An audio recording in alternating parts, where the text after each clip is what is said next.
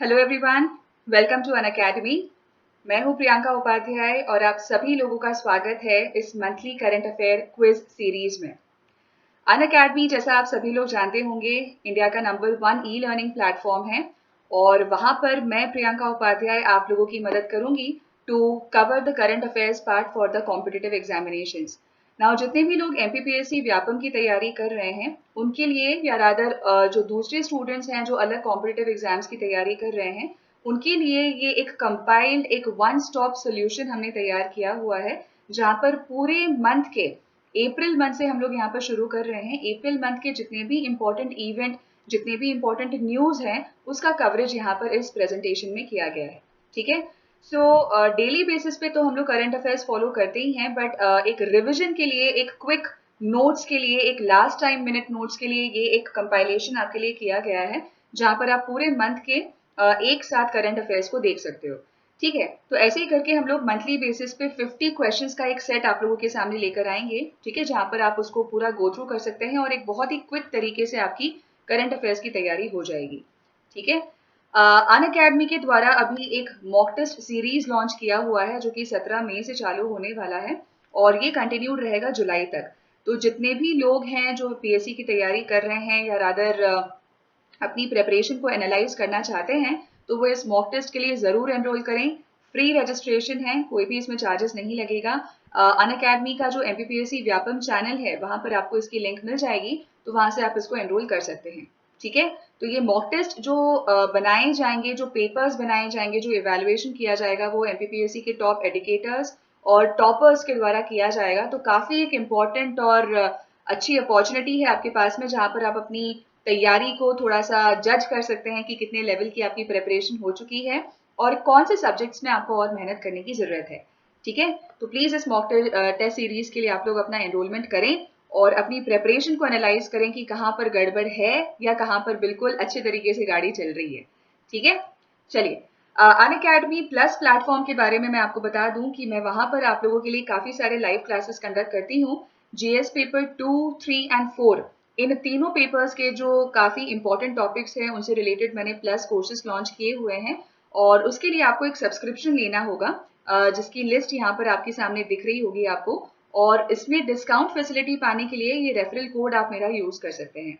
upadhyay.priyanka9 ये मेरा referral code है, जिसको यूज करने से कोई भी, अगर आप ड्यूरेशन के लिए, भले ही 1 महीना, 3 महीना, 6 महीना, जितने भी ड्यूरेशन के लिए आप सब्सक्रिप्शन लेना चाह रहे हैं, उसमें आपको 10% का डिस्काउंट मिल जाएगा। ठीक है। तो प्लीज आप इस कोड का यूज करें और प्लस को ज्वाइन करें, ताकि जितनी भी कोर्सेज हम लोग रन कर रहे हैं उसका इन्फॉर्मेशन आपको मिलता रहे, वो क्लासेस आप लोग डेली बेसिस पे अटेंड कर सकें। ठीक है। चलिए, तो हम लोग शुरुआत करते हैं अपने क्वेश्चंस के पार्ट से, जहां पर हमारा पहला क्वेश्चन है कि निम्नलिखित में से किस केंद्रीय मंत्रालय ने देश के विभिन्न हिस्सों में फंसे विदेशी पर्यटकों की मदद करने के लिए हाल ही में स्ट्रैंडेड इन इंडिया नाम की एक पोर्टल को लॉन्च किया है? तो यहाँ पर हमारा सही आंसर हो जाएगा पर्यटन मंत्रालय, ministry of tourism. Now stranded in India ये एक ऐसा प्रोग्राम है मिनिस्ट्री ऑफ टूरिज्म के द्वारा, जहां पर जितने भी हमारे विदेशी पर्यटक यानी कि फॉरेन टूरिस्ट हैं, ठीक है, जो कि गए हैं वहां पर किसी पर्पस के लिए, घूमने के लिए या अपने एंटरटेनमेंट के लिए या रादर एक हॉलिडे मनाने के लिए, और वो फंस गए हैं लॉकडाउन के दौरान, तो उनको वापस लाने के लिए इंडिया में ये एक पहल जो है वो चालू की गई है मिनिस्ट्री ऑफ टूरिज्म के द्वारा। ठीक है। strandedinIndia.com नाम का एक पोर्टल है, जिसमें सारी जानकारी दी गई है हेल्पलाइन रिलेटेड, कि अगर किसी व्यक्ति को हेल्प चाहिए या कोई नंबर पे वो कांटेक्ट करना चाहते हैं किसी इंफॉर्मेशन को गेन करने के लिए, किसी जानकारी के लिए, तो इस पोर्टल के थ्रू उनको पूरी वो जानकारी मिल सकती है और एक मदद उनको मिल पाएगी कि किस तरीके से वो वहां से निकले या क्या क्या चीजों को उनको फॉलो करना है। ठीक है। ये हो गया। दूसरा क्वेश्चन है हमारा कि the book titled death of Jesus, the death of Jesus नामक जो पुस्तक है वो किसके द्वारा लिखी गई है? तो यहाँ पर हमारा सही आंसर हो जाएगा जे.एम. कोटजी। ठीक है। जे.एम. कोटजी, जो कि एक साउथ अफ्रीका के रहने वाले व्यक्ति हैं, इन्होंने ये बुक लिखी हुई है। नाउ ये पूरी एक सीरीज लिख रहे हैं जीसस क्राइस्ट पे, जहां पर उनके अलग अलग लाइफ फेजेस के बारे में इन्होंने जो व्याख्यान है वो किया हुआ है। ये जो बुक उन्होंने लिखी है ये इसकी तीसरी सीरीज है। पहला सीरीज ये लिख चुके हैं 2014 में, दूसरा इन्होंने लिखा है 2018 में, और अभी ये 2020 में इन्होंने बुक लिखी है द डेथ ऑफ जीसस। ठीक है। तो J.M. कोटजी लिटरेचर की फील्ड में इनका काफी ज्यादा जो नाम है वो जाना जाता है और इनका पूरा नाम है जॉन मैक्सवेल कोटजी। ठीक है, चलिए आगे बढ़ा जाए। तीसरा क्वेश्चन है कि विश्व ऑटिज्म जागरूकता दिवस 2020 का विषय क्या है। ठीक है, ऑटिज्म हम सभी लोग जानते होंगे कि ये एक तरीके का डिसऑर्डर होता है जहां पर फिजिकली या फिर मेंटली जो व्यक्ति है वो डेवलप नहीं हो पाता और बचपन से ही या एक चाइल्डहुड फेज से ही ऑटिज्म जो है वो हो सकता है किसी भी व्यक्ति को। ठीक है, सो यहाँ पर जो ऑटिज्म जागरूकता दिवस जो हम लोग मनाते हैं 2 अप्रैल को हर साल, तो 2020 का जो उसका विषय था वो था option number A, the transition to adulthood. ठीक है, तो यहाँ पर ये एक जागरूकता प्रोवाइड करने के लिए लोगों को कि भाई ऑटिज्म क्या होता है, ये बीमारी कैसे हो जाती है। ठीक है, यहाँ पर लोगों के साथ में ट्रीटमेंट कैसे किया जाना चाहिए, उनको हमें अलग सोसाइटी से नहीं रखना चाहिए, है ना। ये सारी चीजों से रिलेटेड जो भी अवेयरनेस प्रोग्राम्स हैं वो किए जाते हैं हर साल 2 अप्रैल को। और इस बार का जो थीम था वो मैंने अभी आपको बताया है। ठीक है, सो चौथा क्वेश्चन है हमारा कि निम्नलिखित में से किस वैज्ञानिक अनुसंधान केंद्र ने एक एंटी माइक्रोबियल कोटिंग विकसित की है। यहाँ पर हमारा सही आंसर हो जाएगा option number D, Jawaharlal Nehru centre for advanced scientific research, जो कि बैंगलोर का एक इंस्टीट्यूट है। उन्होंने ये एक एंटी माइक्रोबियल एजेंट है ना, या एक एंटी माइक्रोबियल हम कह सकते हैं कि कोटिंग तैयार किया है, जहां पर वो एक तरीके का केमिकल रहेगा जो कि आप किसी भी सरफेस पे जब लगाएंगे तो उस पे जितने भी कीटाणु, जितने भी बैक्टीरिया, फंगाई, वायरस जो भी होगा वो पूरा नष्ट हो जाता है। ठीक है, तो अभी क्योंकि कोविड के दौरान हमें बहुत ज्यादा ध्यान रखने की जरूरत है, तो उस चीज को ध्यान रखते हुए ये एंटी माइक्रोबियल कोटिंग जो है वो डेवलप किया गया है Jawaharlal Nehru centre for advanced scientific research के द्वारा, जो कि department of science and technology, ठीक है, के अंडर आता है और ये आपका बैंगलोर में स्थित है। ठीक है, सो ये एक नया इन्वेंशन हम कह सकते हैं किया गया है बैंगलोर इंस्टीट्यूट के द्वारा। पांचवा क्वेश्चन है हमारा कि फिलिप वॉरेन एंडरसन का अभी रिसेंटली या हाल ही में निधन हुआ है और वो एक नोबेल पुरस्कार विजेता थे। इनमें से कौन से फील्ड में? तो वो एक नोबेल पुरस्कार विजेता थे भौतिकी में, फिजिक्स की फील्ड में, फिजिसिस्ट थे वो, जिनका अभी 96 इयर्स की एज में निधन हुआ है। फिजिक्स की फील्ड में, साइंस की फील्ड में इनका काफी जो नाम है वो जाना जाता है, जिनका नाम है फिलिप वॉरेन एंडरसन। और 29 मार्च 29 ऑफ मार्च को इनका निधन हुआ है। प्रिंसटन यूनिवर्सिटी में ये एज अ प्रोफेसर रहे हैं फिजिक्स के, जिनका भी निधन हुआ है। ठीक है, सो फिलिप वॉरेन एंडरसन, ये नाम आपको याद रखना है, साइंस की फील्ड में बहुत जाने माने व्यक्ति थे ये। 6th क्वेश्चन है हमारा कि किसने प्रतिवर्ष 4 अप्रैल को अंतर्राष्ट्रीय खदान जागरूकता दिवस घोषित किया है। तो यहाँ पर हमारा सही आंसर हो जाएगा option number D, UNGA, United Nations General Assembly ने ये घोषित किया है 4 April as the international mine awareness day. ठीक है, सो यहाँ पर जो इसकी अनाउंसमेंट है वो की गई थी 2005 में कि ये दिन जो है वो मनाया जाना चाहिए, और फाइनली ये मनाया जाने लगा 2006 से। ठीक है, तो यहाँ पर लोगों को बारूदी सुरंगों से होने वाले जितनी भी खतरे होते हैं और उससे सुरक्षा प्रदान करने के लिए, उनके स्वास्थ्य और जीवन से संबंधित जितनी भी परेशानियां होती है उसके बारे में जागरूकता फैलाने के लिए ये जो दिन है वो मनाया जाता है, जो कि मनाया जाता है 4 अप्रैल को हर साल।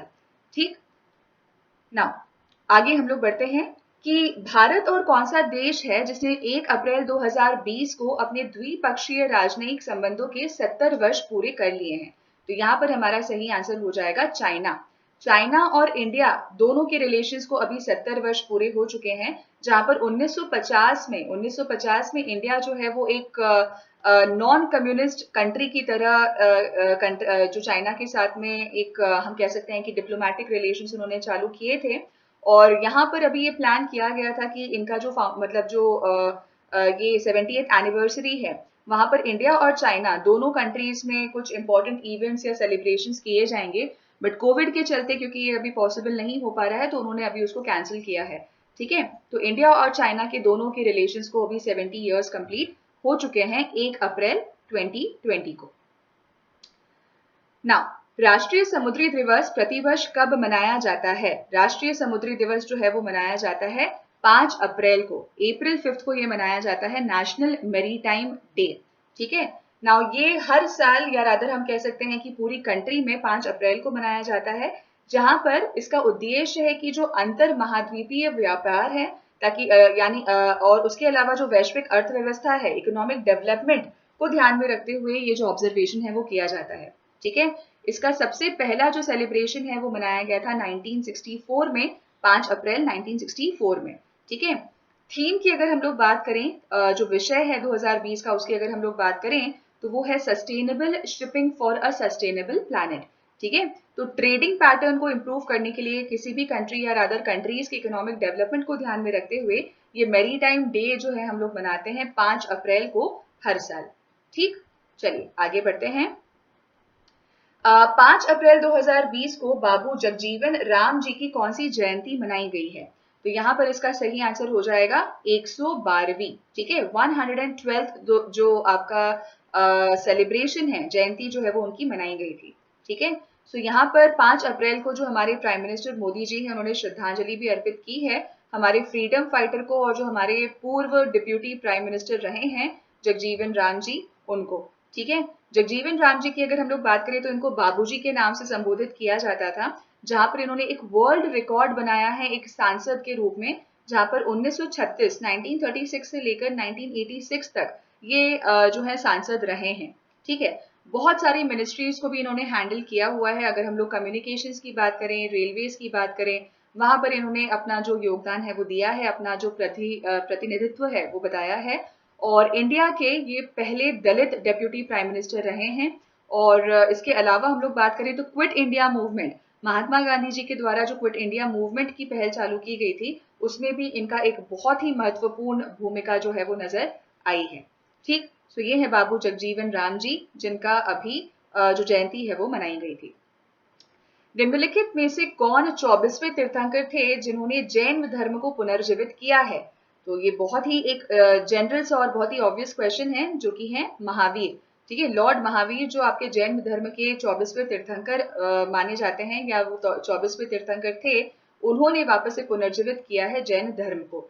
ठीक है, तो अभी अगर हम लोग 2020 की बात करें तो 6 अप्रैल को जो जयंती है, महावीर जयंती, वो मनाई गई थी। चैत्र महीने का जो 13वां दिन था, उस दिन उनका जन्म हुआ था, और उसी के अकॉर्डिंग इनकी जो जयंती है वो मनाई जाती है। ठीक है, चलिए आगे बढ़ा जाए। विश्व खाद्य कार्यक्रम के संदर्भ में निम्नलिखित कथनों पर विचार करें। सबसे पहला है कि WFP औपचारिक रूप से 1998 में स्थापित किया गया था। दूसरा स्टेटमेंट है कि यह संयुक्त राष्ट्र की खाद्य सहायता शाखा है और दुनिया का सबसे बड़ा मानवीय संगठन है जो भूख को संबोधित करता है और खाद्य सुरक्षा को बढ़ावा देता है। तो यहाँ पर हमारा सही आंसर हो जाएगा ऑप्शन नंबर 2। ठीक है, सिर्फ हमारा ऑप्शन नंबर 2 जो है वो सही है। इसका जो एस्टैब्लिशमेंट हुआ था, वर्ल्ड फूड प्रोग्राम का जो एस्टैब्लिशमेंट हुआ है, वो हुआ है 1963 में। ठीक है, 1963 में हुआ है। तो जो विश्व खाद्य कार्यक्रम है वो संयुक्त राष्ट्र की खाद्य सहायता शाखा है और दुनिया की सबसे बड़ी मानवीय संस्था है।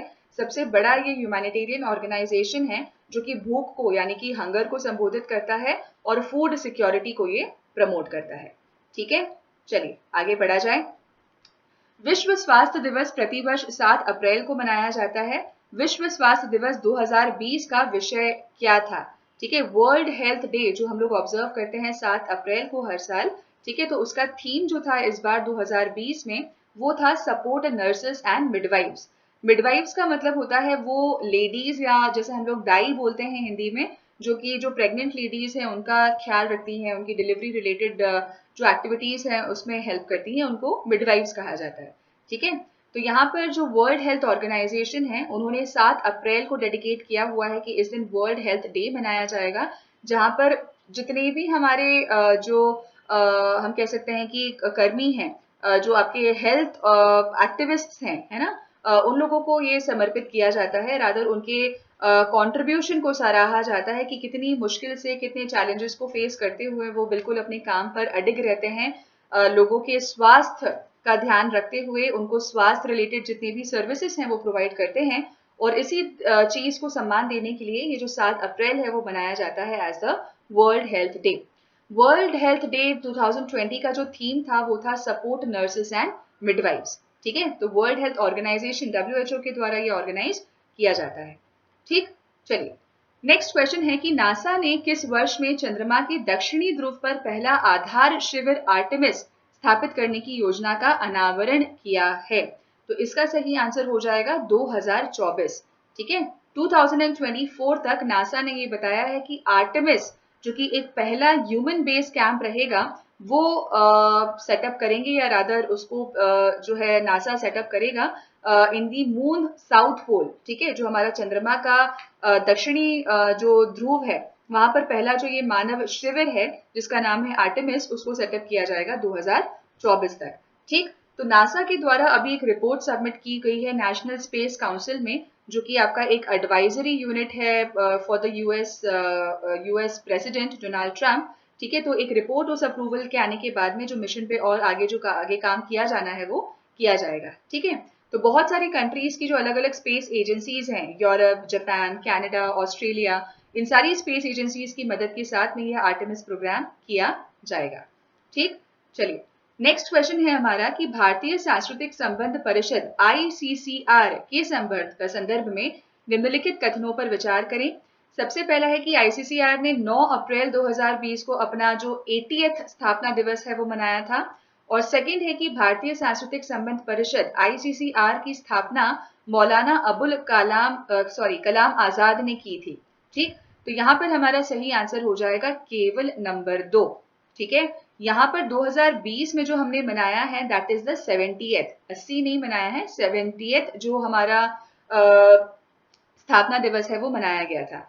ठीक है, सो यहाँ पर अभी कोविड-19 के चलते मेजर जो सेलिब्रेशंस है वो नहीं किए गए थे, मतलब ऑनलाइन इसको रखा गया था ताकि जो सोशल डिस्टेंसिंग वाला जो क्लॉज है वो मेंटेन रहे, है ना। और यहाँ पर आईसीसीआर की अगर हम लोग बात करते हैं तो भारत के जो सांस्कृतिक संबंध है उनको बढ़ावा देने के लिए उस उद्देश्य के साथ में भारतीय सांस्कृतिक संबंध परिषद आईसीसीआर एक बहुत ही महत्वपूर्ण भूमिका निभाता है और निभा रहा है। ठीक, इन रिलेशंस के बारे में अगर हम लोग बात करें, इस काउंसिल के बारे में अगर हम लोग बात करें तो भारत के विदेशी सांस्कृतिक संबंध से संबंधित नीतियां और कार्यक्रम तैयार करना और उनको कार्यान्वयन में भागीदारी करना ये इस काउंसिल की रिस्पॉन्सिबिलिटी है। ठीक है, तो कई सारे जो हमारे अलग अलग कल्चर्स होते हैं कंट्रीज में उसको एकत्रित करने के लिए, उसको एकजुट या यूनिटी डिनोट करने के लिए ये आईसीसीआर का जो रोल है वो नजर आता है। ठीक, चलिए आगे बढ़ा जाए। निम्नलिखित में से कौन the art of her deal the untold story of Melania Trump ये जो बुक है वो लिखी गई है? Wesley King, Mary Jordan, Jim Carrey या फिर डायना गैब्रिडन? ठीक है, तो यहाँ पर हमारा सही आंसर हो जाएगा मेरी जॉर्डन। ठीक है, मेरी जॉर्डन ने ये बुक लिखी हुई है the art of her deal the untold story of Melania Trump. ठीक है, जून 2020 में ये जो बुक है वो पब्लिश की जाएगी। और ये जो बुक है ये बेसिकली सारे उन इंटरव्यूज पे बेस्ड है जो कि मिलानिया ट्रंप पे किए गए थे। ठीक है, वो आपकी मिलानिया ट्रंप जितनी भी इन्फ्लुएंशियल लेडीज हैं उनमें से एक उनका नाम आता है, और उनके जितने भी इंटरव्यूज, जितने भी उनके हम कह सकते हैं कि कॉन्वर्सेशनल जो रिकॉर्ड्स हैं वो इस बुक में मेंशन किए गए हैं मैरी जॉर्डन के द्वारा। ठीक है, चलिए सो ये है उस बुक का cover page, that is the art of her deal. 16th question है कि निम्नलिखित में से किसने द विजनार्ड सीरीज सीजन 1 जो बुक है उसको ऑथर किया है या उसको लिखा है? द विजनार्ड सीरीज सीजन 1 ये लिखा हुआ है किसने? ये लिखा हुआ है वेस्ले किंग ने। ठीक है, यहाँ पर ये जो पुस्तक है जिसका नाम मैंने यहाँ पर मेंशन किया हुआ है, ये अमेरिकन बास्केटबॉल जो प्लेयर हैं कोब ब्रायंट उनके द्वारा बनाई गई थी और वेस्ले किंग द्वारा इसको लिखा गया है। ठीक है, जो कि न्यूयॉर्क टाइम्स के मध्यम श्रेणी की हार्ड कवर सूची में सबसे शीर्ष है, और इस पुस्तक को 19 अप्रैल 2020 को जारी किया गया था। ठीक है, तो यहाँ पर जो कोब ब्रायंट है उनके द्वारा इसको प्रकाशित किया गया था। ठीक, सो ये आपकी जो बुक है वो आपके जो बास्केटबॉल प्लेयर हैं काफी फेमस उन पर ये बेस्ड है। ठीक है, तो यहाँ पर जितने भी चैलेंजेस कोब ब्रायंट ने फेस किए हैं, उनका क्या क्या स्ट्रगल रहा है, क्या क्या सैक्रिफाइस उन्होंने किया है अपनी लाइफ के साथ में, या रादर अपने पूरे करियर में, या रादर उनकी लाइफ में, ठीक है, अपने बास्केटबॉल के करियर को बनाने के लिए या अपनी लाइफ को बनाने के लिए, उस पर ये पूरी बुक जो है वो आधारित है। ठीक, सो ही इज कोब ब्रायंट जिन पे ये बुक लिखी हुई है। नेक्स्ट है कि केंद्रीय रिजर्व पुलिस बल सीआरपीएफ ने 9 अप्रैल 2020 को कौन सा सीआरपीएफ वैलर डे यानी कि वीरता दिवस मनाया था? ठीक है, तो यहाँ पर हमारा आंसर हो जाएगा 50th। 55वां जो हमारा सीआरपीएफ वीरता दिवस है वो मनाया गया था। ठीक है, 9 अप्रैल 2020 को। तो जो हमारे प्रेसिडेंट है रामनाथ कोविंद जी, उन्होंने यहाँ पर श्रद्धांजलि अर्पित की थी उन सारे शहीदों को जिन्होंने अपनी कुर्बानी दी है देश के लिए। ठीक है, और उसी दिन मतलब 1965 की अगर हम लोग बात करते हैं तो यहाँ पर सीआरपीएफ के जो जवान हैं, जो सीआरपीएफ ऑफिशियल्स हैं, उन्होंने पाकिस्तान के जो ट्रूप्स हैं, जो आर्मी यहाँ हम कह सकते हैं जो अटैक्स हैं, उसको बहुत अच्छी तरीके से फेस किया था। ठीक है, अटैक को उनके अटैक को, पाकिस्तान अटैक को अनसक्सेसफुल किया था। और उसी दिन से जो इनका जो वीरता, जो सैक्रिफाइस, जो इनका वैलर है, उसको ऑब्जर्व किया जाता है। उसको ऑब्जर्व करने के लिए हम लोग 9 अप्रैल 2020 को ये दिन सेलिब्रेट करते हैं, that is CRPF valour day. ठीक है, चलिए आगे बढ़ा जाए। हाल ही में नासा ने अपोलो 13 सक्सेसफुल फेलियर की कौन सी वर्षगांठ मनाई है? ठीक है, recently NASA has commemorated which anniversary of Apollo 13 successful failure. तो 50th एनिवर्सरी ये मनाई गई थी अपोलो 13 सक्सेसफुल फेलियर की। ठीक है, तो ये जो हमारा अपोलो 13 है, ये नासा का एक थर्ड क्रू मिशन था मून पर। ठीक है, जो कि लॉन्च किया गया था 1970 में। हालांकि वहां पर कोई भी हम कह सकते हैं कि डेथ नहीं हुई थी, रादर वो सक्सेसफुल जो मिशन था वो अनसक्सेसफुल रहा था। पर जितने भी हमारे एस्ट्रोनॉट्स गए थे वहां पर वो सक्सेसफुली लौट आए थे, है ना। तो इसी वजह से इसका नाम जो है वो दिया गया है अनसक्सेसफुल, सक्सेसफुल फेलियर, सॉरी। ठीक है, तो 11 ओके, 19th क्वेश्चन है हमारा कि जलियांवाला बाग के संदर्भ में निम्नलिखित कथनों पर विचार करें। पहला स्टेटमेंट है कि 13 अप्रैल को जलियांवाला बाग हत्याकांड की 151st बरसी है। 13 अप्रैल 1999 को जनरल डायर ने गोलियां चलाकर हत्या को अंजाम दिया था। ठीक है, तो यहाँ पर जो सेकंड वाला ऑप्शन है हमारा, ये बिल्कुल सही होगा। फर्स्ट वाला ऑप्शन गलत है, क्योंकि यहाँ पर 101st, ठीक है, 101 जो आपका 101वीं बरसी जो है वो मनाई गई थी 13 अप्रैल 2020 को। ठीक है, चलिए इनके बारे में अगर हम लोग बात करते हैं तो 13 अप्रैल को जो 101st एनिवर्सरी है वो मनाया गया था जलियांवाला बाग मैसेकर का। ठीक है, जलियांवाला बाग जो त्रासदी हुई थी वहां पर।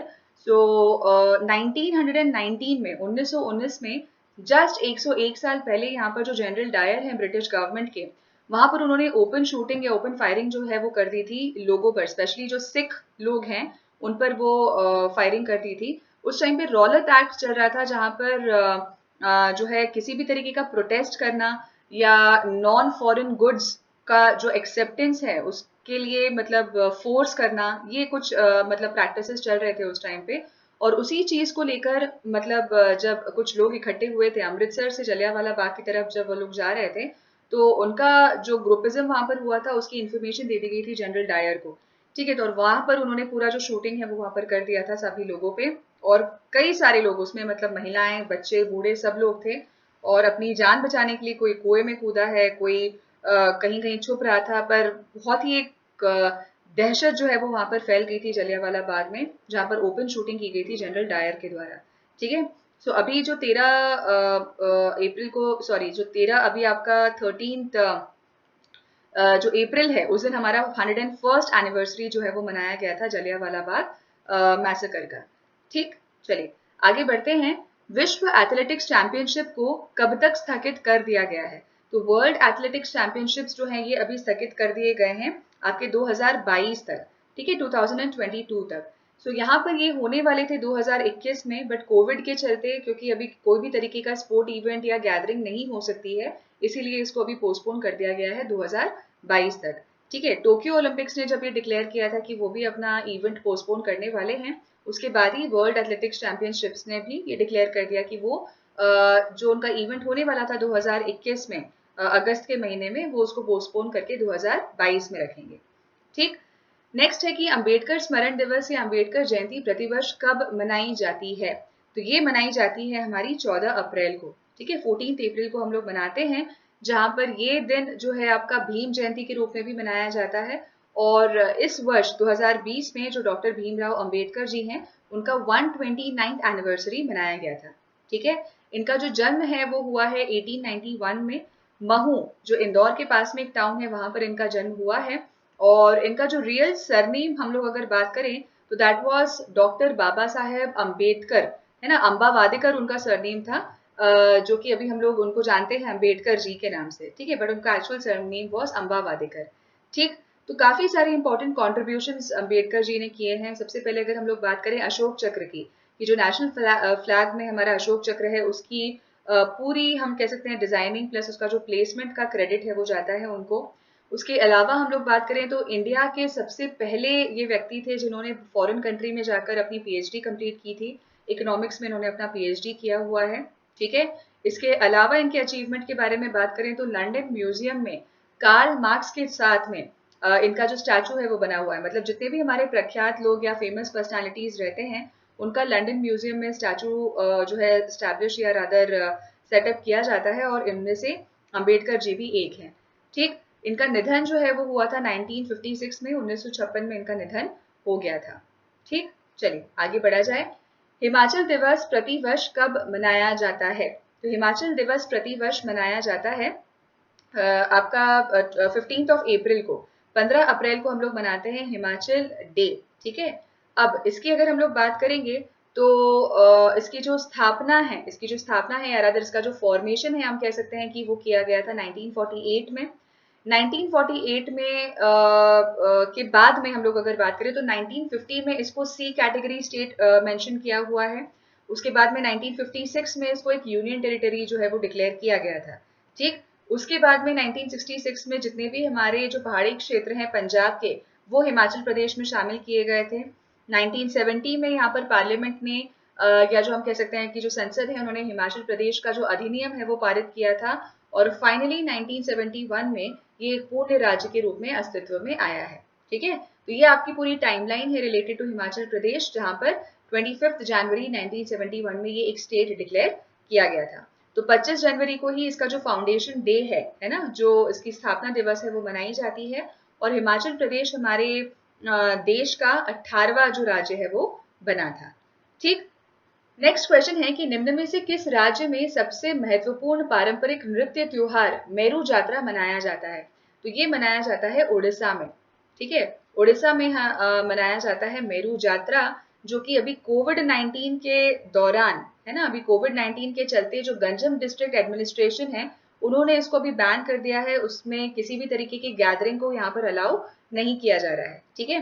तो 13 अप्रैल को ये मनाया जाना था 2020 को, जो कि अभी नहीं मनाया गया है क्योंकि अभी कोविड चल रहा है और कोई भी तरीके की सोशल गैदरिंग जो है वो नहीं हो सकती, उसके चलते इसको अभी कैंसिल किया है।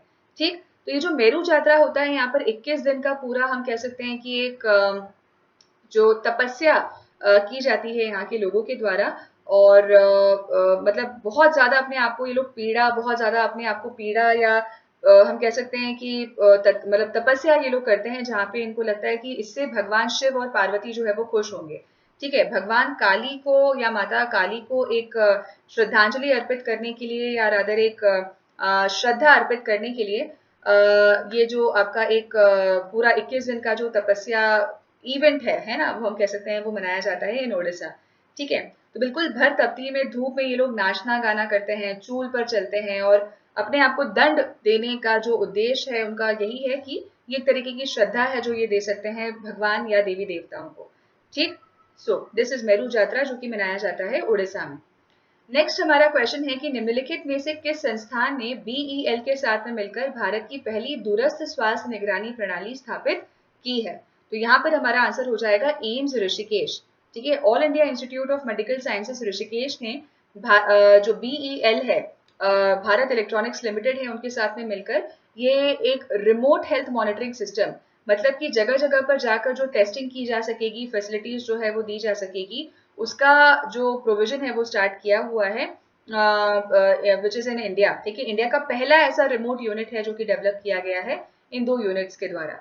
ठीक, तो उत्तराखंड में जितने भी लोग हैं उनको मेडिकल फैसिलिटी देना, उनको अगर कोई लाइक तकलीफ हो रही है, सिम्टम या कोविड रिलेटेड या कोई भी बीमारी से रिलेटेड, तो उनको वहां पर सर्विसेज प्रोवाइड करने का जो एम है वो रखा गया है इस रिमोट मॉनिटरिंग सिस्टम के द्वारा। ठीक है, तो जगह जगह पर जाकर यहाँ के जो डॉक्टर्स हैं, इस मोबाइल यूनिट के जो डॉक्टर्स रहेंगे, वो जाकर टेम्परेचर चेक करेंगे लोगों का। ठीक है, ये चेक करेंगे कि कहीं उनको कुछ सांस में या रेस्पिरेशन में प्रॉब्लम तो नहीं है, एंड अकॉर्डिंगली ये देखा जाएगा कि भाई कोविड रिलेटेड कोई सिम्टम तो नहीं है लोगों में।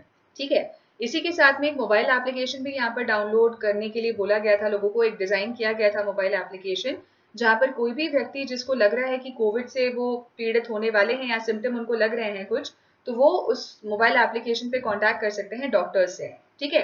तो डॉक्टर्स उनके घर पर आकर उनका ट्रीटमेंट जो है वो चालू करेंगे। तो ये अभी चालू किया गया है BEL और एम्स ऋषिकेश के द्वारा, जहां पर ये रिमोट यूनिट का मतलब है कि जगह जगह मूव करके या अलग अलग जगह पर जाकर वो लोग ट्रीटमेंट फैसिलिटी दे सकते हैं, ठीक।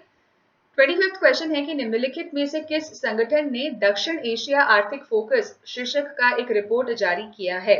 तो यहाँ पर सही आंसर हो जाएगा हमारा विश्व बैंक। वर्ल्ड बैंक ने साउथ एशिया इकोनॉमिक फोकस जो रिपोर्ट है वो जारी अभी की है, ठीक।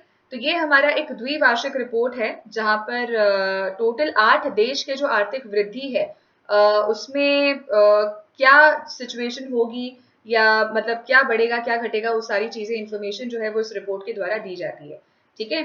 तो अभी जो ये रिपोर्ट दी गई है इस ये जो रिपोर्ट अभी जारी की गई है, यहाँ पर ये बताया गया है कि 8 देश की जो आर्थिक वृद्धि दर्ज में गिरावट आने का आसार यहाँ पर व्यक्त किया गया है, ठीक है।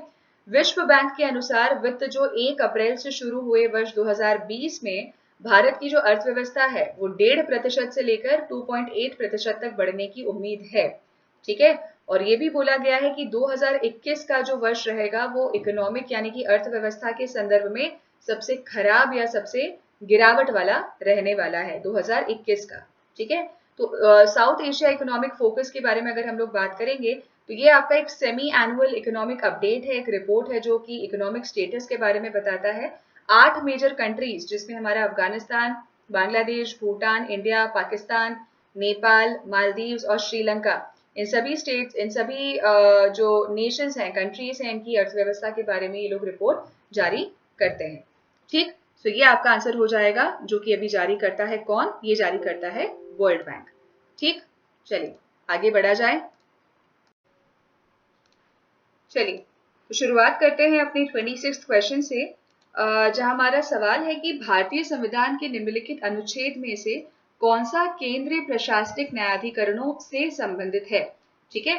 तो यहाँ पर हमारा आंसर हो जाएगा 323A, ठीक।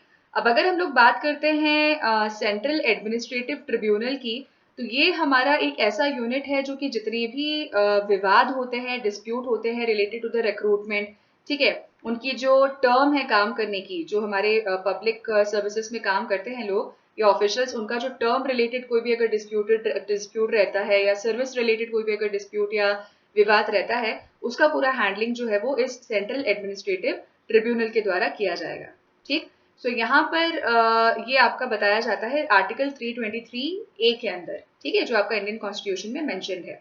नाउ यहाँ पर जो अमेंडमेंट हुआ था हमारे कॉन्स्टिट्यूशन ऑफ इंडिया एक्ट का 1976, उसके पार्ट 14A में ट्रिब्यूनल्स का होना या उनके जो एग्जिस्टेंस का पार्ट जो है वो मेंशन्ड है, ठीक है। सो 323A और 323B they provide for the administrative tribunals and tribunal related to the other matters, ठीक है। मतलब कि अगर उनका कोई रिक्रूटमेंट हो रहा है पब्लिक ऑफिसर का, उनका जो टर्म रहेगा सर्विस का, है ना, क्या क्या उनको इश्यूज आ रहे हैं, कोई जोन अगर अलॉटमेंट है तो वहां पर क्या सर्विस इश्यूज आ रहे हैं, ये सारी चीजों का जो हैंडलिंग है, विवाद हैंडलिंग है, that will be done by this under this particular article, ठीक। चलिए आगे बढ़ते हैं। प्रतिवर्ष विश्व कला दिवस विश्व स्तर पर कब मनाया जाता है, ठीक है। तो जो वर्ल्ड आर्ट्स डे है वो मनाया जाता है 15 अप्रैल को। हर साल 15 अप्रैल को हम लोग मनाते हैं वर्ल्ड आर्ट्स डे, यानी कि विश्व कला दिवस, ठीक।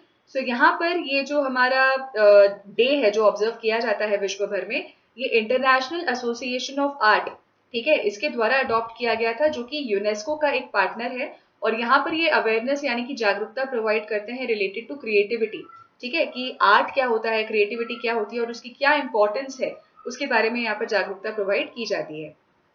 तो सबसे पहले जब ये मनाना चालू किया गया था ये था 2012 में, और लियोनार्डो दा विंसी जो कि अगेन एक बहुत ही फेमस आर्टिस्ट रहे हैं, उनके सम्मान में उनको याद करना या रादर उनके कमेमोरेशन में जो 15 अप्रैल है वो मनाया जाता है as a world arts day, ठीक है। सो पहली बार जो हमारा वर्ल्ड आर्ट्स डे है वो ऑफिशियली डिक्लेयर किया गया था 2015 में, ठीक है। It held for the first time in 2015 in Los Angeles, ठीक है, तो जितने भी हमारे वर्कशॉप्स होते हैं, कल्चरल इवेंट होता है, conferences, exhibitions related to arts, वो यहाँ पर किया जाता है इस दिन, that is on 15th of April. ठीक है, चलिए आगे बढ़ते हैं। तेलंगाना के मुख्यमंत्री के चंद्रशेखर राव ने आरबीआई को निम्नलिखित में से किस मनी की अवधारणा को अपनाने का सुझाव दिया है? ठीक है, तो यहाँ पर आंसर हो जाएगा हेलीकॉप्टर मनी।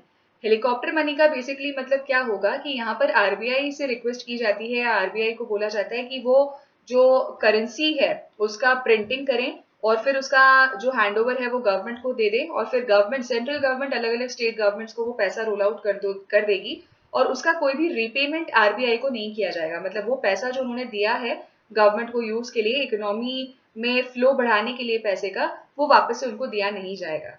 ठीक है, तो अभी क्योंकि कोविड के चलते पूरा इकोनॉमी शटडाउन हो चुका है, पूरी तरीके से इंडस्ट्रीज, मैन्युफैक्चरिंग फर्म्स, आपका सर्विस सेक्टर पूरी तरीके से ठप है, तो वहां पर पैसे के फ्लो को बढ़ाने के लिए ये हेलीकॉप्टर मनी का जो असिस्टेंस है वो लिया गया है आरबीआई के द्वारा।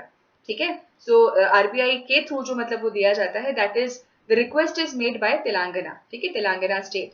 ठीक, सो यहाँ पर हेलीकॉप्टर मनी, जैसा मैंने आपको बताया कि जो आरबीआई है उनको बोला जाता है कि आप जो प्रिंटिंग है नोट्स की वो चालू करें, एंड बड़े स्केल पे ये जो प्रिंटिंग की जाएगी नोट्स की वो गवर्नमेंट को दिया जाएगा, गवर्नमेंट फिर उसको हैंड ओवर करेगी अलग अलग स्टेट गवर्नमेंट्स को।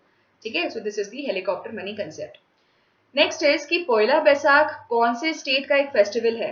पोइला बैसाख जो है वो बंगाली एक फेस्टिवल है, जहां पर ये न्यू ईयर माना जाता है। ठीक है, ये न्यू ईयर रहता है बंगालीज का, जो कि 14 अप्रैल को अभी मनाया गया था 2020 में। ठीक है, तो इसको जैसे हम लोग न्यू ईयर या नया साल बोलते हैं हिंदी में, तो वो इसका मतलब पोइला बैसाख बोला जाता है बंगाली में। ठीक है, वैशाख महीने का जो पहला दिन होता है, दैट इज दी पोइला बैसाख। और यहाँ पर हम कह सकते हैं कि शुभ नव वर्षो, ये स्टेटमेंट बोलकर, जैसे हैप्पी न्यू ईयर हम लोग बोलते हैं, वैसे बंगालीज एक दूसरे को विश करते हैं ये बोलकर। ठीक है, तो पोइला बैसाख जो होता है वो बहुत जोरों शोरों से मनाया जाता है। जितने भी हमारे पहाड़ी राज्य हैं, जो पड़ोसी देश है, बांग्लादेश में भी बड़े उल्लास के साथ में इसको मनाया जाता है, दैट इज द पोइला बैसाख। ठीक है, so this is the part जो कि बंगाली लोगों का या बंगाल स्टेट का न्यू ईयर कहलाता है। तीसवा क्वेश्चन है हमारा, 38th क्वेश्चन है कि निम्न में से किस कंपनी ने सामाजिक नवाचार के लिए एडिसन अवार्ड 2020 जीता है? ठीक है, is it Tata power, Reliance power, Bharat heavy electricals limited या फिर अदानी समूह? तो यहाँ का आंसर हो जाएगा टाटा पावर। ठीक है, टाटा पावर ने अभी एक सिल्वर मेडल हम कह सकते हैं कि वो जीता हुआ है, एक अपने कैंपेन के लिए जिसका नाम था switch off to switch on. ठीक है, तो ये जो एडिसन अवार्ड दिया जाता है ये बेसिकली उस सेगमेंट को या उस हम कह सकते हैं कि इंडस्ट्री को या उस फर्म को दिया जाता है जो कि किसी साइंटिफिक प्रॉब्लम के लिए सोल्यूशन बनाते हैं, किसी डिवाइस को बनाकर, कोई सोल्यूशन प्रोवाइड करके या कोई स्ट्रैटेजी बता के कि कैसे किसी साइंटिफिक प्रॉब्लम का सोल्यूशन दिया जा सकता है। तो यहाँ पर एनर्जी कंजर्वेशन, ऊर्जा के संरक्षण के लिए, कंजर्वेशन के लिए यहाँ पर ये एक टाटा पावर के द्वारा एक कैंपेन रोल आउट किया गया था, जहाँ पर स्पेसिफिकली जो स्कूल जाने वाले बच्चे हैं उनको यहाँ पर फोकस किया गया था, उनको बताया गया था कि लाइट की या इलेक्ट्रिसिटी की क्या इंपॉर्टेंस होती है, और मतलब जितना ज्यादा हम लोग सेव कर सकते हैं इलेक्ट्रिसिटी को उतना करना चाहिए। ठीक है, तो इस कैंपेन के लिए switch off to switch on की वजह से उनको यहाँ पर ये सिल्वर दिया गया है, रादर उन्होंने ये एडिसन अवार्ड जीता हुआ है ईयर 2020 में। ठीक है, इसके बारे में मैंने आपको बताया कि यहाँ पर कोई भी आपका मतलब सेगमेंट जो कोई भी नया सर्विस डेवलपमेंट करते हैं, कोई भी नया इनोवेशन, कोई भी नया डिलीवरी, कोई भी नया कंसेप्ट अगर वो लेकर आ रहे हैं फॉर एनी प्रॉब्लम, तो उनको ये अवार्ड जो है एडिसन अवार्ड वो दिया जाएगा। ठीक, नेक्स्ट क्वेश्चन, फ्री मेरे सुरूस सालाजार कौन से इनमें से ऑप्शंस का एक पार्ट है? क्या वो कोई वैक्सीन है कोरोना के लिए, कोई रेप्टाइल है, किसी तरीके का चावल है, या एक तरीके का वायरस है? तो यहाँ पर ये आंसर हो जाएगा, it is a variety of reptile. ठीक है, आंध्र प्रदेश की अगर हम लोग बात करते हैं तो वहां पर कई सारे स्पीशीज का डेवलपमेंट होता है, कई सारी प्रजातियां जो है वहां पर देखने को मिलती हैं। और अभी रिसेंटली आंध्र प्रदेश में ही, सॉरी अरुणाचल प्रदेश में ही, अरुणाचल प्रदेश में ये जो नया स्पीशीज है स्नेक का, दैट इज ट्री मेरेसुरुस सालाजार, ठीक है, इसको देखा गया है। तो ये एक तरीके का बायोडाइवर्सिटी या जैव विविधता पर एक एडिशन है, जहां पर अलग अलग हमारी जो प्रजातियां बढ़ती जाती है, it is a addition in the biodiversity. ठीक है, तो अरुणाचल प्रदेश में ये 5वां स्पीशीज है रेप्टाइल का जो कि अभी डिस्कवर किया गया है, और इसका नाम जो है वो है मतलब ये एक जो आपके क्लास को बिलोंग करता है, दैट इज थ्री मेरे सुरूस सालाजार। ठीक है, तो ये एक तरीके का स्नेक है, हम कह सकते हैं स्नेक है, जो कि पाया गया है अभी अरुणाचल प्रदेश में। नेक्स्ट क्वेश्चन है कि निम्नलिखित में से कौन पुस्तक shuttling to the top the story of PV Sindhu के लेखक हैं? ठीक, तो यहाँ पर हमारा आंसर हो जाएगा Krishnaswamy V. Krishnaswamy V ji ने अभी ये एक पुस्तक लिखी है पीवी सिंधु पे, जहाँ पर उनका पूरा लाइफ, हम कह सकते हैं हिस्ट्री, उनका स्ट्रगल, उनका करियर प्रोस्पेक्टिव, सारी चीजें हमसे रिलेटेड यहाँ पर इस बुक में मेंशन की हुई है। ठीक है, तो ये जो आपका बुक का नाम है shuttling to the top the story of PV Sindhu, ये लिखा गया है कृष्ण स्वामी वी के द्वारा। ठीक, चलिए आगे बढ़ते हैं। निम्नलिखित में से किस अंतरिक्ष एजेंसी की एक वैज्ञानिक टीम ने केपलर 1649c नामक एक पृथ्वी के आकार का के एक्सोप्लैनेट की खोज की है? ठीक है, तो जो साइंटिस्ट हैं हमारे नासा के, है ना, नासा के जो साइंटिस्ट हैं, उन्होंने अर्थ यानी कि पृथ्वी जैसा ही एक लगभग दिखने वाला या उससे थोड़ा सा बड़ा, हम कह सकते हैं, एक प्लैनेट है जिसका नाम है केपलर 1649c, उसकी यहाँ पर खोज की हुई है। ठीक है, तो नासा के साइंटिस्ट ने इसका खोज किया है, और केपलर स्पेस टेलीस्कोप के द्वारा ये लोग जितनी भी एक्सप्लोरेशन करते हैं या जितना भी डेटा इनके पास में रहता है, उसी को वापस से थोड़ा सा एग्जामिन किया जा रहा था, और उसी दौरान ये देखा गया कि एक नया प्लैनेट या रादर एक अलग अर्थ जैसा ही प्लैनेट जो है वो देखने में आया है, जो कि नासा के एक्सपर्ट्स के द्वारा या साइंटिस्ट के द्वारा देखा गया है। ठीक है, तो ये आपका अर्थ से ही मिलता जुलता, आप देख पा रहे होंगे कि ये प्लैनेट है जिसका नाम है केपलर 1649c, और जितना मतलब हम कह सकते हैं कि हीट टेम्परेचर यहाँ पर चाहिए, या वाटर अवेलेबिलिटी की खोज अगर हम की बात करें, या अगर हम सोलार रेडिएशन के अब्जॉर्प्शन की बात करें, तो वो वैसा ही, ये उसी तरीके से सारे कंडीशंस को मतलब देखा जाता है यहाँ पर, या देखा गया है, जो कि अर्थ में भी देखा जाता है। ठीक है, मतलब temperature conditions, water availability conditions, या जो सनलाइट अब्जॉर्प्शन कैपेसिटी होती है, मतलब जिससे कि ये लोग अपना या प्लैनेट्स अपनी एनर्जी को सोर्स करते हैं, वो सारी चीजें अर्थ से सिमिलर ही देखी गई हैं, which is explored by the NASA scientist. ठीक है, चलिए नेक्स्ट क्वेश्चन है हमारा कि विश्व यकृत दिवस के संदर्भ में निम्नलिखित कथनों पर विचार करें। जो वर्ल्ड लिवर डे है उसके अकॉर्डिंग हमें बताना है कि कौन से दो स्टेटमेंट्स हमारे इनमें से सही हैं, या दोनों सही हैं, या दोनों गलत है। पहला स्टेटमेंट है कि मानव शरीर में यकृत यानी कि लिवर के महत्व को समझने तथा लोगों को जागरूक करने हेतु विश्व यकृत दिवस प्रतिवर्ष 19 अप्रैल को मनाया जाता है। तीसरा स्टेटमेंट है कि यह तीसरा सबसे बड़ा अंग है और हमारे शरीर के पाचन तंत्र का प्रमुख खिलाड़ी है। तो यहाँ पर दोनों स्टेटमेंट्स हमारे बिल्कुल सही हैं। वर्ल्ड लिवर डे को ध्यान में रखते हुए 19 अप्रैल को ये मनाया जाता है वर्ल्ड लिवर डे, जहाँ पर ये इसकी इंपॉर्टेंस बताते हुए कि भाई ये डाइजेस्टिव सिस्टम्स को पूरा अकम्प्लिश करता है, उसकी जागरूकता या अवेयरनेस की जाती है लोगों को। ठीक है, तो वर्ल्ड हेल्थ ऑर्गेनाइजेशन के द्वारा जो लिवर डिजीजेस होते हैं वो सबसे ज्यादा पाए जाते हैं हर आदमी में, स्पेशली इन इंडिया। ठीक है, हर किसी को लिवर रिलेटेड प्रॉब्लम्स या एलिमेंट्स तो होते ही हैं, और उसको कैसे स्वस्थ रखा जा सकता है, कैसे हम लोग अपने लिवर रिलेटेड डिजीजेस से दूर रह सकते हैं, उसकी अवेयरनेस यहाँ पर की जाती है 19 अप्रैल के दिन। ठीक, तो लिवर जो है हमारे ह्यूमन बॉडी का एक बहुत ही मतलब अद्वितीय अंग है, एक बहुत ही यूनिक ऑर्गन है, जिसका पुनर्जन विशेष क्षमता है। रीजेनरेशन जो है हम बोलते हैं, वो वापस से अपने आप रीजेनरेट होता रहता है। ठीक है, that is liver. Now liver के बारे में अगर हम लोग और बात करें तो काफी सारी जो मतलब जो भी हम लोग कंज्यूम करते हैं वो लिवर में से होते हुए ही जाता है। जितने भी आपके इन्फेक्शंस हैं, टॉक्सिक्स हैं, कोलेस्ट्रॉल, ब्लड शुगर लेवल को मेंटेन करना, प्रोटीन को मेंटेन करना, डाइजेशन को हेल्प करना, ये सारा काम रहता है लिवर का।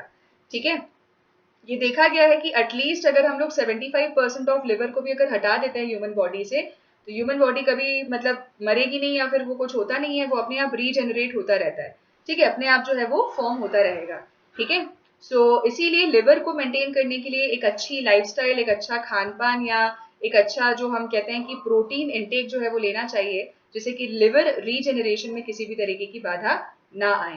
ठीक, तो 19 अप्रैल को मनाया जाता है वर्ल्ड लिवर डे। राष्ट्रपति मून जे इन ने हाल ही में कोरोना वायरस के साए में निम्नलिखित में से किस देश में संसदीय चुनाव जीते हैं? तो यहाँ पर इसका आंसर हो जाएगा दक्षिण कोरिया। साउथ कोरिया में जो प्रेसिडेंट है मून जे इन, उन्होंने ये प्रेसिडेंशियल इलेक्शंस जीते हैं, जहां पर सबसे ज्यादा सीट्स, टोटल 300 सीट्स में से अगर हम बात करें तो 180 सीट्स इन्होंने यहाँ पर जीती हुई है साउथ कोरिया में। ठीक है, बहुत अच्छे काम इन्होंने किए हुए हैं यहाँ पर। कोविड से रिलेटेड जितने भी अभी मेजर्स लिए जाने चाहिए, जितने भी इनिशिएटिव्स लिए जाने चाहिए, वो उन्होंने लिए हैं। और अभी तक का सबसे हाईएस्ट वोटिंग नंबर रहा है ये 1992 इलेक्शंस के बाद में इन साउथ कोरिया। ठीक है, तो मून जे इन जो है वो प्रेसिडेंट है साउथ कोरिया के, और अभी जो डेमोक्रेटिक पार्टी है कोरिया में उसके लीडर हैं।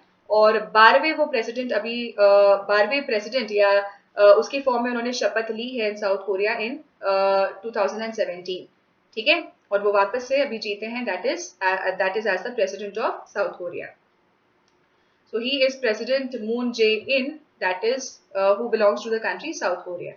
ठीक, 36th क्वेश्चन है कि AEIOU कार्य संस्कृति के संदर्भ में निम्नलिखित कथनों पर विचार करें। पहला पॉइंट है हमारा कि यह भारत के प्रधानमंत्री द्वारा प्रस्तावित किया गया था। दूसरा पॉइंट है कि ये एक नए व्यापार और कार्य संस्कृति के लिए अनुकूलनशीलता, दक्षता, समावेशिता, अवसर और सार्वभौमिकता के लिए है। ठीक है, तो यहाँ पर दोनों जो हमारे स्टेटमेंट्स हैं वो बिल्कुल सही हैं कि जो AEIOU है ये हमारे हम कह सकते हैं कि प्राइम मिनिस्टर के द्वारा लॉन्च किया हुआ है, और जो वर्क कल्चर और बिजनेस अपॉर्चुनिटीज को बढ़ाने के लिए अडेप्टेबिलिटी, एफिशिएंसी, इंक्लूसिविटी, अपॉर्चुनिटी और यूनिवर्सलिज्म, ठीक है, उसके हिंदी ट्रांसलेशंस यहाँ पर लिखे हुए हैं AEIOU के, तो उसको बढ़ावा देने के लिए ये अभी लॉन्च किया हुआ है। ठीक, इसके बारे में अगर हम लोग बात करते हैं तो अभी क्योंकि कोरोना क्राइसिस चल रहा है, ठीक है, तो वहां पर बहुत सारी बिजनेस अपॉर्चुनिटीज को यूज नहीं किया जा पा रहा है ना, तो इसीलिए प्राइम मिनिस्टर नरेंद्र मोदी जी ने बोला है अभी कि AEIOU कंसेप्ट पे काम करेंगे, adaptability, efficiency, inclusivity, opportunity and universalism for a new business and work culture. मतलब कार्य संस्कृति के लिए जो अनुकूलनशीलता, दक्षता, समावेशिता, अवसर और सार्वभौमिकता पर जो जोर है वो दिया जाएगा। ठीक है, इसी का ये अब्रिविएशन है AEIOU, जिसके टर्म्स हमने यहाँ पर लिखे हुए हैं। ठीक, 37th क्वेश्चन है कि निम्नलिखित में से कौन सा अंतरिक्ष संगठन डेमो 2 मिशन लॉन्च करेगा। ठीक है, तो ये जो डेमो 2 मिशन है ये लॉन्च किया जाएगा नासा और स्पेस एक्स के द्वारा। ठीक है, तो 27 मई को नासा क्या करेंगे, वापस से कुछ अमेरिका के जो एस्ट्रोनॉट्स हैं उनको अमेरिकन रॉकेट्स से जो है एक मिशन पे भेजा जाएगा, जहां पर दो जो बहुत फेमस एस्ट्रोनॉट्स हैं बॉब बेकन और डॉगलस हर्ली, उनको यहाँ पर जो स्पेस एक्स का फाल्कन 9 रॉकेट है, ठीक है, स्पेस एक्स के द्वारा जो बनाया हुआ रॉकेट है उसमें उनको भेजा जाएगा एक मिशन के लिए। ठीक है, सो यहाँ पर अगर हम लोग बात करें तो स्पेस एक्स का ये आपका पहला मिशन है। ठीक है, पहला ये मिशन है जहां पर एस्ट्रोनॉट्स को भेजा जा रहा है मतलब एक मिशन के लिए। ठीक है, सो यहाँ पर स्पेस एक्स और नासा दोनों मिलकर इस मिशन को कंप्लीट करेंगे, और इसका नाम जो है वो दिया गया है कमर्शियल क्रू प्रोग्राम। ठीक है, NASA's mission to send the astronauts to the international space station, NASA के द्वारा जो ये मिशन अभी किया जा रहा है उसको उन्होंने नाम दिया है कमर्शियल क्रू प्रोग्राम। ठीक, चलिए आगे बढ़ते हैं। राष्ट्रीय नागरिक सेवा दिवस प्रतिवर्ष कब मनाया जाता है? तो नेशनल सिविल सर्विस डे जो है ये मनाया जाता है हमारा 21 अप्रैल को। ठीक है, 21 अप्रैल को हम लोग मनाते हैं राष्ट्रीय नागरिक सेवा दिवस। ठीक, यहाँ पे अगर हम लोग बात करेंगे तो जो गवर्नमेंट ऑफ इंडिया है यानी कि भारत सरकार प्रति वर्ष 21 अप्रैल को जो नागरिक सेवा दिवस है या लोक सेवा दिवस है उसको मनाती है। ठीक है, इस मौके पर जितने भी अखिल भारतीय सेवा के अधिकारी हैं उनको सर्वश्रेष्ठ सेवा के लिए पुरस्कृत किया जाता है। ठीक है, जितनी भी उनकी उत्तम सेवाएं उन्होंने प्रदान की है उसके लिए उनको ये पुरस्कार दिया जाता है। ठीक, तो ऑल इंडिया सर्विस का जो इनॉग्रेशन है वो हमारे यहाँ पर किया गया था 1947 में सरदार वल्लभ भाई पटेल जी के द्वारा। ठीक है, और इसी दिन से ये जो सिविल सर्विसेज डे है उसका ऑब्जर्वेशन या जो सेलिब्रेशन है वो चालू किया गया था। और इसी दिन हम कह सकते हैं कि स्टील फ्रेम ऑफ इंडिया है ना, जो हमारे सरदार पटेल जी हैं उन्होंने पब्लिक सर्विस कमीशन को एक टैग से सम्मानित किया था, that is steel frame of India. ठीक है, सो पहले इवेंट की अगर हम लोग बात करते हैं तो 2006 में जो इंडियन सर्विस जो पब्लिक सर्विस डे है वो मनाया गया था, सिविल सर्विस डे जो है वो मनाया गया था इन 2006। ठीक, सो जो दिन हम लोग ऑब्जर्व करते हैं दैट इज 21 अप्रैल, जहाँ पे जितने भी हमारे पब्लिक सर्विस ऑफिशियल्स हैं उनको सम्मानित किया जाता है उनके डेडिकेशन के लिए, उनके काम के लिए यहाँ पर उनको संबोधित किया जाता है। ठीक, नेक्स्ट क्वेश्चन है कि फेसबुक ने देश में फर्जी समाचार के प्रसारित को हतोत्साहित करने के लिए निम्न में से किस देश में अपना तीसरा पक्ष तथ्य जांच प्रणाली शुरू की है? ठीक है, तो यहाँ पर इसका आंसर हो जाएगा बांग्लादेश। बांग्लादेश में फेसबुक ने एक वेबसाइट के साथ में मिलकर, बूम नाम का एक वेबसाइट है, जहां पर मिलकर उन्होंने ये एक इनिशिएटिव चालू किया हुआ है कि जहां पर वो ये देखेंगे कि कौन से ऐसे सोर्सेस हैं, कौन से ऐसे स्रोत हैं जहां से नेगेटिव मैसेजेस यानी कि फेक मैसेजेस जो है वो रोल आउट हो रहे हैं। ठीक है, इंक्लूडिंग फोटो, वीडियो, मैसेजेस, सभी चीजें। अब कोविड के दौरान क्योंकि हमें बहुत ऑथेंटिकेट इन्फॉर्मेशन की जरूरत होती है, तो वहां पर अगर ऐसी कोई फॉल्स न्यूज आती है तो लोग भटकते हैं या डिस्ट्रैक्ट होते हैं। ठीक है, तो उस चीज को ध्यान में रखते हुए कि लोग डिस्ट्रैक्ट ना हो, सोर्स पता चले हमें गलत मैसेजेस का, वीडियोस का, मैसेजेस आपके एसएमएस का, उसके लिए फेसबुक ने बूम जो आपका वेबसाइट है उसके साथ में मिलकर ये थर्ड पार्टी इन्वेस्टिगेशन चालू किया हुआ है। ठीक है, तो जितने भी तरीके की मिस इन्फॉर्मेशन रोल आउट की जा रही है वो कहाँ से की जा रही है, क्या उसका सोर्स है, ये सारी चीजें यहाँ पर पता लगाई जाएंगी। ठीक, 40th क्वेश्चन है हमारा कि केंद्रीय संस्कृति मंत्री प्रहलाद सिंह पटेल ने नई दिल्ली में अमूर्त सांस्कृतिक विरासत की राष्ट्रीय सूची जारी की है। अमूर्त सांस्कृतिक विरासत परंपराओं में से कितनों को यूनेस्को द्वारा मानवता की अमूर्त सांस्कृतिक विरासत के रूप में मान्यता प्रदान की गई है? मतलब जो इनटैंजिबल कल्चरल हेरिटेज है ऑफ ह्यूमैनिटी, उसमें से कितने या साइट्स को अभी यहाँ पर इंक्लूड किया गया है, या रादर कितने ट्रेडिशंस को यहाँ पर इंक्लूड किया गया है? तो यहाँ पर आंसर हो जाएगा 13।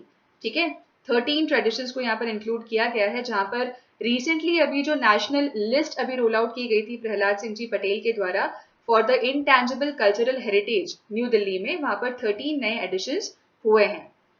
ठीक है, तो यहाँ पर मिनिस्ट्री ऑफ कल्चर का जो विजन है कि 2024 तक जितना भी हमारा डाइवर्स कल्चर्स हैं उसके बारे में अवगत कराना है लोगों को वर्ल्ड वाइड, उस चीज को ध्यान में रखते हुए यहाँ पर उस सूची में इन 13 नाम का जो इंक्लूजन है वो किया गया है।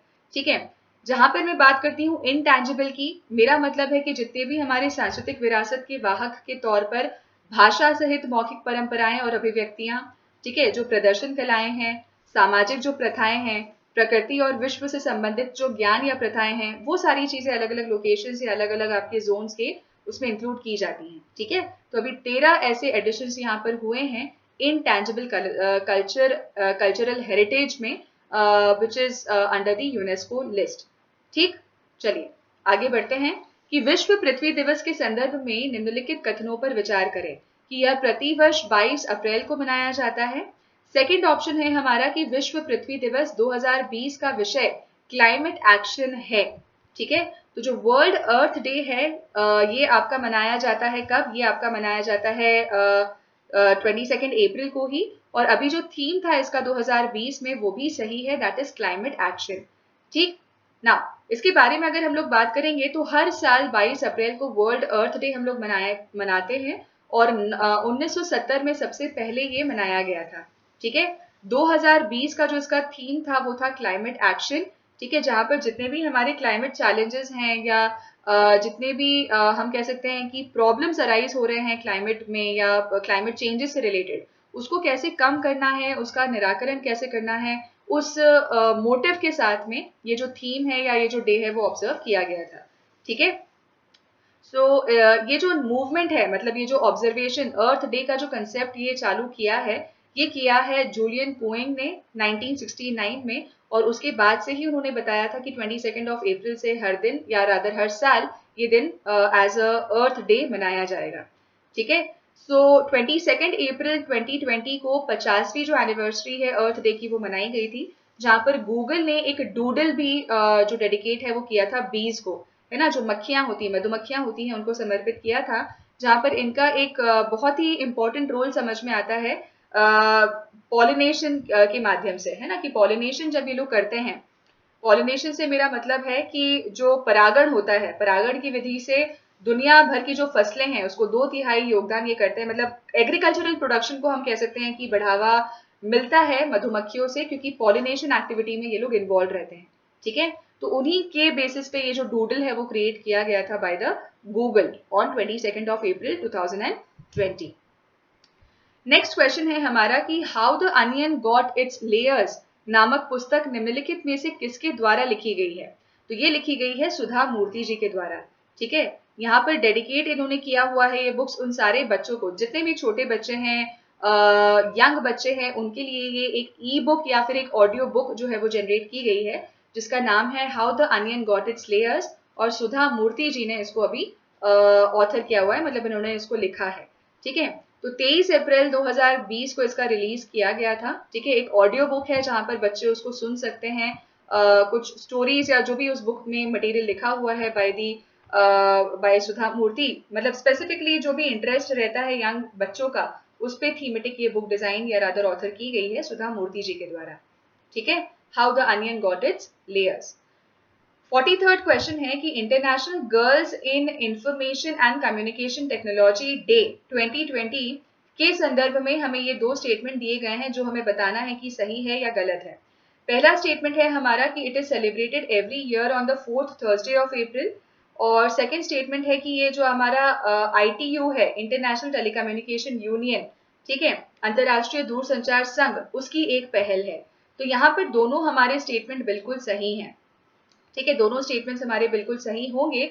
जहां पर अगर हम लोग international girls and information and communication technology की बात करें, तो 2020 में ये 4th थर्सडे को मनाया गया था, 23 अप्रैल को ये मनाया गया था। ठीक है, हर साल ये जो अप्रैल महीने का चौथा थर्सडे होता है उस दिन मनाया जाता है।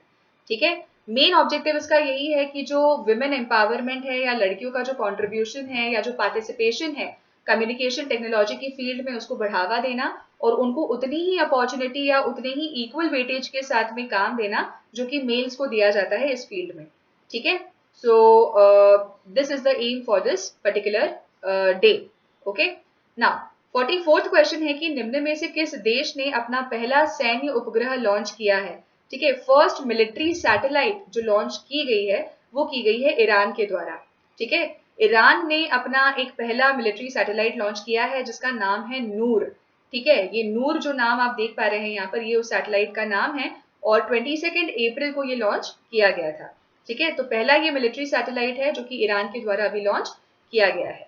ठीक, चलिए आगे बढ़ते हैं। 45th क्वेश्चन है कि कौशल भारत कार्यक्रम के बारे में निम्नलिखित में से कौन सा कथन सही है? सबसे पहला है कि भारतीय नलसाजी कौशल परिषद IPSC, Indian public plumbing skills council, has prepared a database. उन्होंने 900 जो आपके प्लम्बर्स होते हैं, है ना, जो आपका वाटर सैनिटेशन या प्लम्बिंग का काम करते हैं, उनका एक डेटाबेस यहाँ पर तैयार किया गया है कि कोविड-19 के दौरान ये लोग पूरा असिस्टेंस जो है वो प्रोवाइड करेंगे। सेकंड यहाँ पर लिखा हुआ है कि खाद्य वितरण अलगाव केंद्रों में रूपांतरण के लिए 70 से अधिक प्रशिक्षण केंद्र भी नामित किए गए हैं। तीसरा स्टेटमेंट है कि भारतीय नलसाजी कौशल परिषद भारतीय कंपनी अधिनियम 1956 की धारा 25 के तहत निगमित कंपनी है। तो यहाँ पर हमारे तीनों ऑप्शंस बिल्कुल सही हो जाएंगे। ठीक है, कि जो आपका स्किल इंडिया प्रोग्राम है उसके तहत ये तीनों स्टेटमेंट हमारे बिल्कुल सही हैं कि कोविड-19 के दौरान, क्योंकि अभी लॉकडाउन चल रहा है, तो वहां पर हो सकता है लोगों को कुछ फैसिलिटी रिक्वायर्ड हो, तो उनके लिए पूरे जो करीब 900 प्लम्बर्स हैं उनकी पूरी लिस्ट यहाँ पर प्रोवाइड की जाएगी, जहाँ पर लॉकडाउन के दौरान भी वो लोग अपनी सर्विसेज को प्रोवाइड करेंगे। उसके बाद में जितने भी हमारे फूड एंड एसेंशियल सप्लाईज हैं, ठीक है, जो भी हमारा IPSC है, उन्होंने बोला है कि ट्रेनिंग पार्टनर्स यहाँ पर जो है वो कंडक्ट करेंगे, like they will be involve for the distribution of food and essential supplies. ठीक है, तो यहाँ पर 70 ऐसे ट्रेनिंग सेंटर्स बनाए जाएंगे जहाँ पर इनको फूड डिस्ट्रीब्यूशन सेंटर्स के फॉर्म में कन्वर्ट किया जाएगा, जहाँ पर जितने भी माइग्रेंट वर्कर्स हैं, जितने भी लोग हैं जिनको अभी खाना वाना नहीं मिल पा रहा है प्रॉपरली लॉकडाउन के दौरान, तो उनको यहाँ पर इस सेंटर्स के थ्रू फूड सप्लाई जो है वो किया जाएगा। ठीक है, तो यहाँ पर ये सारी गाइडलाइंस भी बताई गई है उन सारे वर्कर्स को कि उनको कौन कौन सी चीजों का ध्यान रखना है। कभी वो किसी के घर में सर्विस प्रोवाइड करने जा रहे हैं तो उनको कौन कौन से सेफ्टी का कंसर्न्स का ध्यान रखना है। डू एंड डोंट्स का पूरा यहाँ पर गाइडलाइन या जो ट्रेनिंग है वो प्रोवाइड किया गया है फॉर द प्लम्बर्स। ठीक, नाउ 46th क्वेश्चन है हमारा कि दूसरा आधिकारिक शांति के लिए कूटनीति और बहुपक्षवाद पर अंतर्राष्ट्रीय दिवस कब मनाया गया था? ठीक है, तो ये मनाया गया था 24 अप्रैल को। Second official international day of multilateralism and diplomacy for piece, ये मनाया गया था 24 अप्रैल को। ठीक है, सो यहाँ पर यूनाइटेड नेशंस के द्वारा, संयुक्त राष्ट्र के द्वारा ये चिन्हित किया गया है और इसका उद्देश्य यही है कि अंतर्राष्ट्रीय सहयोग और बहुपक्षवाद के मूल्यों को संरक्षित करना, ठीक है, जिसके बेसिस पे, जिसके आधार पर संयुक्त राष्ट्र चार्टर और 2030 सतत विकास लक्ष्यों SDG सस्टेनेबल डेवलपमेंट गोल्स को यहाँ पर तैयार किया गया था, ठीक है। चलिए, तो ये हमारा डे ऑफ मल्टीलैटरलिज्म और डिप्लोमेसी फॉर पीस हम मनाते हैं 24 अप्रैल को। 47वां क्वेश्चन है हमारा कि निम्नलिखित में से कौन सा कथन खौजगॉम दिवस के बारे में सत्य है। सबसे पहला कि यह 24 अप्रैल को मनाया जाता है। सेकंड है कि यह 1891 में एंग्लो मणिपुर युद्ध में लड़ने वाले योद्धाओं को श्रद्धांजलि देने के उद्देश्य से आयोजित किया जाता है। तीसरा है कि यह मणिपुर में मनाया जाता है, ठीक है। तो यहाँ पर हमारा जो आंसर होगा वो होगा 2 और 3। पहला वाला जो आंसर है वो गलत है, ये मनाया जाता है 23 अप्रैल को, ठीक है। 24 अप्रैल को नहीं मनाते हैं, 23 अप्रैल को ये मनाया जाता है खोंगजम दिवस, ठीक है। इसके बारे में अगर हम लोग बात करते हैं तो हर साल 23 अप्रैल को ये खोंगजम डे मनाया जाता है मणिपुर में, जहां पर उन सभी योद्धाओं को श्रद्धांजलि देने के उद्देश्य से कि जो भी उन्होंने युद्ध में अपना योगदान दिया है, अपना जो सैक्रिफाइस किया है, उसको सम्मानित करने के लिए, उसको श्रद्धांजलि देने के लिए ये दिन जो है वो हम मनाते हैं, ठीक है। सो एंग्लो मणिपुर युद्ध जो है वो आपका ब्रिटिश साम्राज्य तथा मणिपुर साम्राज्य के मध्य एक सशस्त्र संघर्ष था, जो कि 31 मार्च से 27 अप्रैल 1891 तक लड़ा गया था। और बेसिकली यहाँ पर जो आपके ब्रिटिशर्स थे, उनका मतलब ये मोटिव था कि वो लोग पूरा कैप्चर जो है वो कर लें, है ना, एरियाज को कैप्चर कर लें, बट वहाँ के राजाओं को ठीक से वो मतलब काम नहीं करने देते थे, या वो नहीं चाहते थे कि वो राजपाट संभालें। ब्रिटिश गवर्नेंस चाहते थे वो हर जगह, और इस वजह से ये लड़ाई हुई थी। और इसी दौरान जो बहुत सारे योद्धा हैं उन्होंने अपनी जान गंवा दी थी, उसी दिन को ऑब्जर्व करने के लिए ये जो 23 अप्रैल को खोंगजम डे मनाया जाता है मणिपुर में, ठीक। 48 क्वेश्चन है कि निम्नलिखित में से किसे नए केंद्रीय सतर्कता आयुक्त के रूप में नियुक्त किया गया है। तो यहाँ पर सही आंसर हो जाएगा संजय कोठारी जी, ठीक है। सेंट्रल विजिलेंस कमिश्नर जो है, जो कि एंटी करप्शन यूनिट एक कहलाता है हमारा, ठीक है। तो वो मतलब वो जो पदभार है वो अभी संभालेंगे वहां का संजय कोठारी जी, ठीक है। 25 अप्रैल 2020 को जो शपथ समारोह है वो दिलवाई गई थी प्रेसिडेंट रामनाथ कोविंद जी के द्वारा न्यू दिल्ली में, जहां पर हमारे प्रधानमंत्री, हमारे जो वाइस प्रेसिडेंट हैं एम वेंकैया नायडू जी, वो भी प्रेजेंट थे। और संजय कोठारी जी अभी चीफ विजिलेंस ऑफिसर के रूप में यहाँ पर नियुक्त किए गए हैं, ठीक है। चलिए आगे बढ़ते हैं। मैंने आपको बताया कि सेंट्रल विजिलेंस कमिश्नर जो भी होता है उसको प्रेसिडेंट के द्वारा, जो राष्ट्रपति होते हैं उनके द्वारा नियुक्त किया जाता है। एक कमिटी होती है जिनके रिकमेंडेशन पे ये अप्रूवल या ये जो फाइनलाइजेशन है वो किया जाता है ऑफ द कमिश्नर, ठीक है। चलिए, तो ये है संजय कोठारी जी, जिनका चीफ विजिलेंस कमिश्नर के फॉर्म में इनकी नियुक्ति जो है वो की गई है। 49वां क्वेश्चन है कि कार्यस्थल पर सुरक्षा एवं स्वास्थ्य विश्व दिवस कब मनाया जाता है। World day for safety and health at work is celebrated when. तो ये मनाया जाता है 28 अप्रैल को, ठीक है। लोगों को ये अवेयर करने के लिए कि अलग अलग इंडस्ट्रीज में, अलग अलग वर्क एरिया में एम्प्लॉयज यानी कि कर्मचारियों को क्या क्या चैलेंजेस या कौन कौन सी परेशानियों का सामना करना पड़ता है, उसकी जागरूकता के लिए ये दिन हम लोग ऑब्जर्व करते हैं। That is 28 April world wide, ठीक है। तो यहाँ पर ये WHO के द्वारा ये कैंपेन एक रिलीज किया जाता है, जहां पर जितनी भी सेफ्टी या हेल्थ कंसर्न्स को ध्यान में रखा जाना चाहिए बाय द एम्प्लॉयज, उसके बारे में पूरी सारी चीजें रोल आउट की जाती है।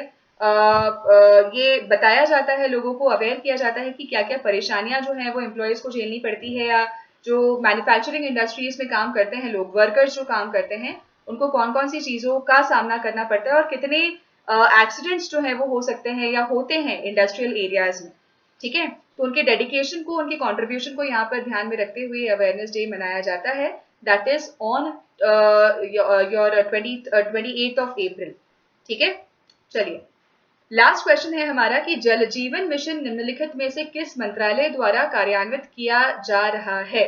तो ये कार्यान्वित किया जा रहा है मिनिस्ट्री ऑफ जल शक्ति के द्वारा, ठीक है। जितने भी हमारे रूरल, जितने भी हमारे अर्बन एरियाज हैं, जितना भी हमारा ग्राउंड वाटर लेवल्स है, उसको ध्यान में रखते हुए पानी का जो प्रावधान है, जो संसाधन है, वो प्रॉपरली मिल पाए लोगों को, लॉकडाउन के दौरान में भी उनको परेशान ना होना पड़े, इसकी वजह से ये जल जीवन मिशन जो है वो अभी कार्यान्वित किया जा रहा है जल शक्ति मंत्रालय के द्वारा, ठीक है। चलिए गाइस, तो ये हमारी कुछ मोस्ट इंपॉर्टेंट करंट अफेयर्स का लिस्ट था पूरे मंथ ऑफ अप्रैल का। जितने भी इंपॉर्टेंट इवेंट्स हैं उसको मैंने यहाँ पर क्लब किया हुआ है आपके लिए। आई होप पूरा आपको सेशन अच्छा लगा होगा। जो भी आपके सजेशंस हैं वो आप लोग प्लीज दें, और अन अकेडमी पे भी आप लोग मुझे फॉलो करते रहें ताकि जो लेक्चर्स चल रहे हैं मेरे आप वो फॉलो कर सकते हैं, लाइव आप देख सकते हैं, और पैरेलली आपकी जो प्रिपरेशन है अदर सब्जेक्ट्स के लिए वो होती चली जाएगी। ठीक है, चलिए, थैंक यू सो मच। जय हिंद।